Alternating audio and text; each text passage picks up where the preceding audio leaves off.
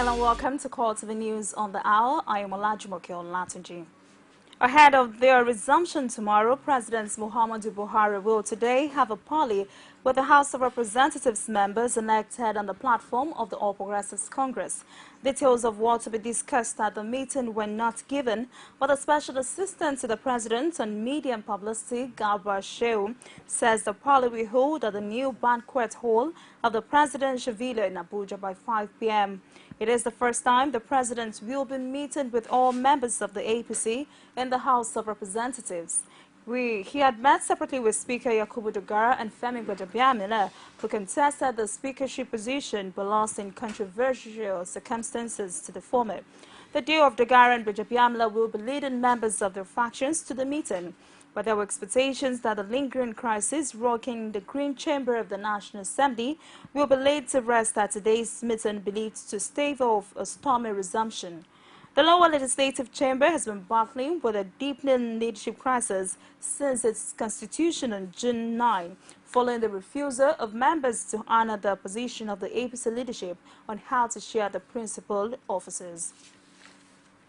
The presidency on Sunday said President Buhari would not stop the prosecution of anybody indicted in the report of the Nigerian police on the forgery of the Senate standing order.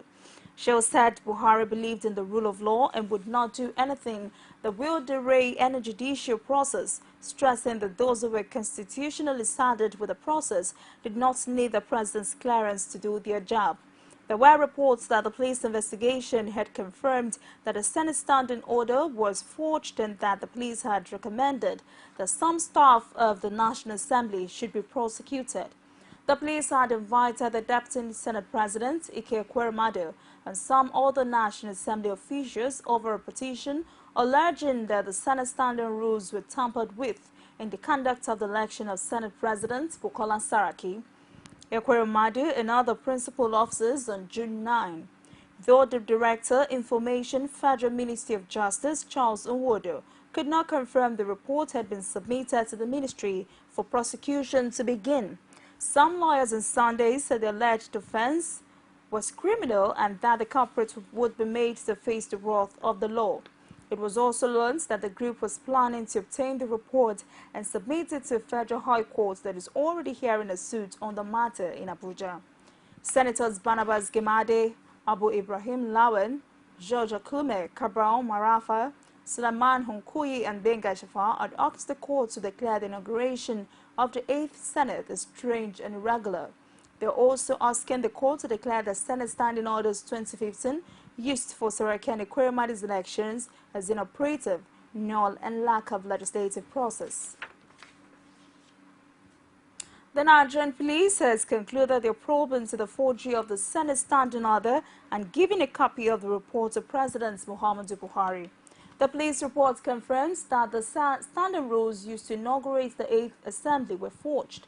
In the report, the police recommended the prosecution of those found culpable of forging the orders which had been used in the controversial election of the Senate President, Senator Bukola Saraki, and his deputy, Senator Ike Ekweremadu, in June 9, 2015.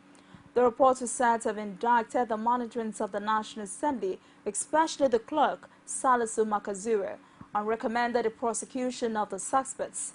Acting on a petition by Senator Sulaiman Hunkuyi of the All Progressives Congress in Kaduna State, the police had on July 6 quit Ekweremadu and Makazure over an alleged forgery of the standing orders. The petition alleged that some parts of the 2015 Senate orders were different from the ones ratified by the 6th Senate in 2010, which was used by the 7th Senate as standing orders in 2011. Some members of the All Progressives Congress faction and the House of Representatives, known as the Loyalist Group, have denied the leadership tussle in the legislature was over, contrary to Saturday's public announcements by key figures of the group. Rather, the lawmakers said there could only be genuine agreement on how to achieve peace in the House if the Speaker, Yakubu Dogara, would sever his unholy ties with the People's Democratic Party members of the House. This came amid mounting tension ahead of the rescheduled resumption of the House on Tuesday. Dogara is also set to name the principal officers of the House tomorrow. However, The loyalists insisted that discussions on peace must be with all members of the group, led by former minority leader of the House, Femi Gbajabiamila. The members who addressed the news conference in Abuja argued that an APC-dominated legislature with the leadership by the PDP was not their idea of the change the APC worked hard to attain at the 2015 general election. However, Zagandur explained that he had the mandate of the absentee members to speak on their behalf. 10-year-old female suicide bomber has killed 19 persons in a market in Damaturu, the Yobe State capital, on Sunday. The state governor, Alhaji Ibrahim Gaidam, decried the attack in a statement. A statement by the Yobe State's Director of Press, Abdullahi Bego, quoted the governor as condemning the attack. The statement says, and I quote, "The governor has been briefed about the horrific bomb attack in a market in Damaturu, in which 19 people were killed and many others injured." Governor Gaidam's thoughts and prayers are with the families of the victims and those who sustained injuries. The governor has condemned the attack as callous, barbaric, and unjustifiable. End of quote. Following a chlorine cylinder explosion at the Plateau State Flamingo Water Board treatment plant early Saturday morning, which caused the death of 8 persons and injury of 112 other victims receiving treatment in 4 different health facilities, President Muhammadu Buhari on Sunday in Abuja directed a thorough investigation into the explosion in Jos. In a message of commiseration to the families of the victims, governments and people of the state, the president said an investigation into the incident was necessary to avoid recurrence. According to the president, the investigation should unravel the facts as to whether this was just an accident. Buhari prayed that God should grant the souls of those who lost their lives in the explosion peaceful repose and grant quick recovery to the injured. You're still watching CoreTV News, and now we'll take a quick break and we'll be back on more stories. Please stay with us. Is it crazy or autocracy? Or what type of crazy is that? Except crazy. News making the headlines. Black Maria is to carry criminals, treasure looters that are in government today. Sometimes it gets confrontational. Slap you in the face. Excuse me, don't put words into my mouth. Whatever it is that will bring our ministry to disrepute, I said to hell On with it. Core Digest, I want to know why I should be believing them. every weekday, we bring all of these together and take them to the court of public opinion, Everybody has the right in Nigeria. where you are the judge. This is still CoreTV News on the hour. For more news and other programs, please visit our Facebook page at www.facebook.com/CoreTV News and on Twitter at CoreTV News NG. Also visit our YouTube channel at youtube.com/CoreTV _ news. The All Progressives Congress in Rivers State has thrown its weight behind the current probe of the state's resident electoral commissioner, talking about Gazila Khan, by the Department of State Services. Party in a statement signed by the state chairman, Davis Ibwamwe Kanye, berated the People's Democratic Party for seeking to stop the DSS from carrying out its constitutional duties. Kanye argued that the PDP's posture on the arrest of the state rec by the DSS indicated that they were in alliance. The party in the statement issued on Sunday in Port Harcourt challenged the state rec to explain the source of the 700 million naira reportedly found in her account. The state's APC accused the former president and the Rivers State governor, Nyesom Wike, of being behind the 700 million naira allegedly found in the state's rec account. The state's APC, however, advised the PDP to come to realize that everyone should be prepared at all times to defend his or her stewardship, saying power has changed hands for God and no one is a sacred cow. Even President Buhari made it clear that no one shall escape justice.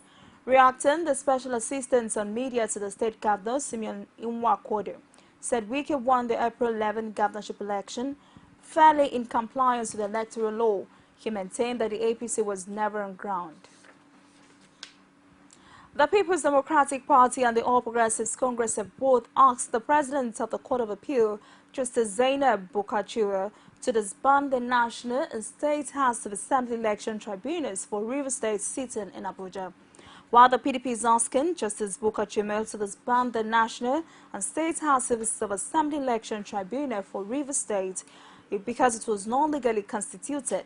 The APC is also asking that the Justice Darrell-led three-man panel tribunal hearing the petitions on Rivers East Senatorial District to disqualify itself.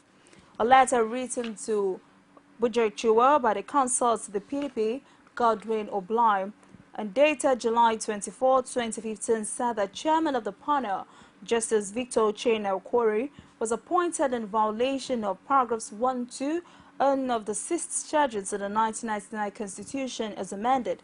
The party said Justice Okwori is a justice of the customary Court of Appeal in Imo State and not a justice of the High Court, and therefore not qualified to be appointed as the chairman of election tribunal. Apart from writing to the president of the Court of Appeal to disband the tribunal, PDP has also filed an application before the tribunal itself, challenging its jurisdiction to continue to hear the petition filed by Senator Magnus Abe of the All Progressives Congress against the Independent National Electoral Commission. Vice President Yemi Osinbajo has described the former government's financial bailout to states unable to pay workers' salaries as financial creativity made available by compassion and leadership quality exhibited by President Muhammadu Buhari. As governors of states start to make interpretations to the over 400 billion naira bailout funds of the federal government, the Kwara State Governor Abdul Fattah Ahmed has stated that the bailout was misinterpreted by Nigerians, saying the bailout is just restructuring the debt structure of states at the CBN. Rashid has details. Speaking at a monthly media chat, Governor Ahmed elaborates that the bailout money is to help the state that has the highest degree of debt profile to elongate the months of paying back. He added that the bailout process has not even started as states are yet to receive the said funds. This much talked about bailout is just being worked on. It has not gotten to any state yet because we are just submitting the levels of debts that all states have incurred. That is for those who have incurred debts. Governor Ahmed also reiterates the resolve of state governments to use the money for its purpose, while insisting that part of the money can be used to pay salaries depending on the status and debt profile of the state. So if anybody under any guise, A former vice chairman and member board of trustees at the Arewa Consultative Forum, Senator Joseph Wako, has accused the national leader of the All Progressives Congress, Bola Tinubu, of allegedly masterminding the petition that has charged the wife of the Senate President, Toyin Saraki, to be invited by the Economic and Financial Crimes Commission. According to him, the decision was followed by a promise to help secure a second term for the EFCC chairman, Ibrahim Lamode. But Tinubu said Wako should not be taken seriously as it was broke and needed a quick fix.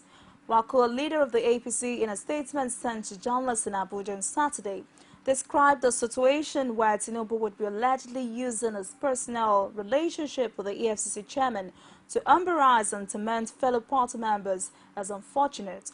Wako in the statement claimed that his findings showed that Tinubu personally gave the petition to Lamod under the guise that he was submitting it on behalf of the APC leadership to punish Saraki for working against the party's leadership on the choice of National Assembly leaders.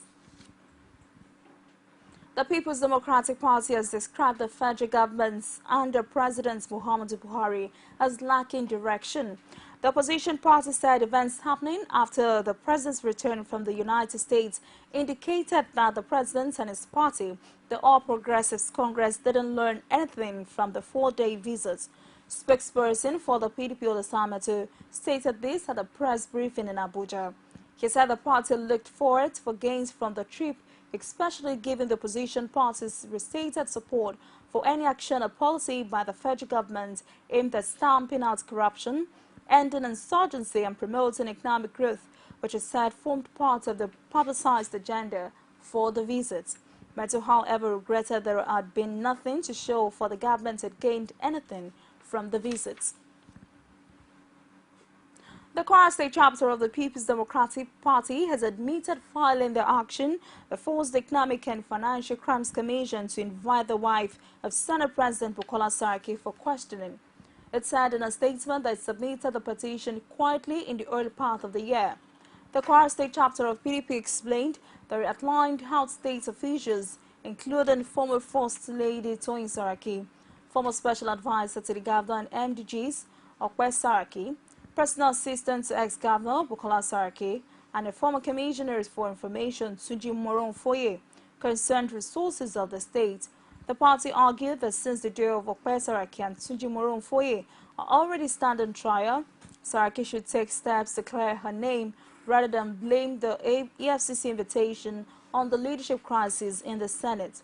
EFCC had confirmed that it is working on a petition without revealing the source, but the office of the Senate President had yet to react to this new development. The Lagos State chapter of the People's Democratic Party strongly berated Governor Akinwumi Ambode for hastily obtaining a 39.4 billion naira loan from the World Bank. In a statement issued by its Publicity Secretary, Taofiq Gani, the major opposition party in Lagos had advised the governor to stop the decision pending the book check on all previously obtained loans in the state, especially by the last administration under Babátúndé Fáṣọlá. This is just as the party also described Ambode as weak to fight corruption and block leakages in the state with the alleged continuous services of the tax consulting firm Alpha Beta. According to the statements, the firm is allegedly milking the state of its revenue. While the Lagos State Governor Akinwumi Ambode has congratulated Abdulwaheed Odushile, who was elected as the new president of the Nigerian Union of Journalists at the weekend.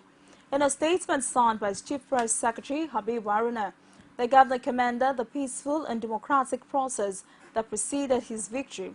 He urged Odushile to ensure that professionalism and high ethical standards are entrenched in the practice of journalism in the country. He urged him to work assiduously to improve the professional standard for the practice of journalism and also ensure the high ethical standards are adhered to. The governor who said that Odushile's victory was a validation of vision, consistency, and hard work, expressed confidence in his ability as the new NUJ president to take the practice of journalism to the next level in the country. The Inspector General of Police, Solomon Arase, has been bestowed with a chieftaincy title as the Ojigbesi of Oral Kingdom by His Royal Highness M.E.P. Imona Ojeovara and clan head. The chieftaincy title was bestowed in the IGP at Holy Trinity Grammar School in Sabongida Ora in Owan, West Local Government, as a mark of honor mostly reserved for persons whom have distinguished themselves in life endeavors and to deserving son of the land. Idea State correspondent Fazdan, this report presented from our studios. Solomon Arase, the Police Inspector General, is the first Edo man to ever rise to such a peak in the police force, having spent 34 years in the force. This occasion largely celebrated by the maternal side, but Governor Adams Oshiomhole has promised to organize a more elaborate one in days ahead.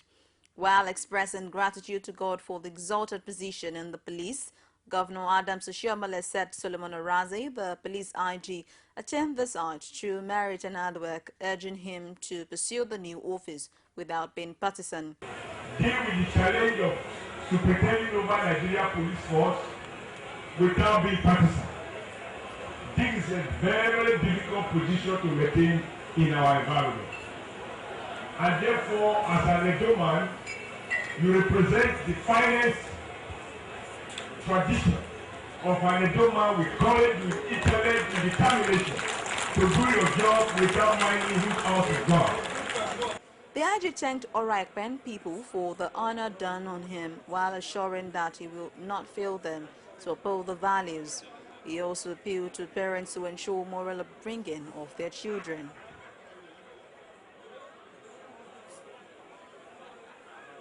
The Joint Task Force in the Niger Delta Operation Polo Shield said it had arrested 5 suspected sea pirates in 2 pipeline vandals in Bayelsa and Delta states respectively.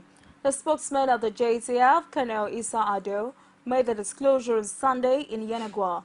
He told newsmen that the arrests were effective on July 20 and July 23.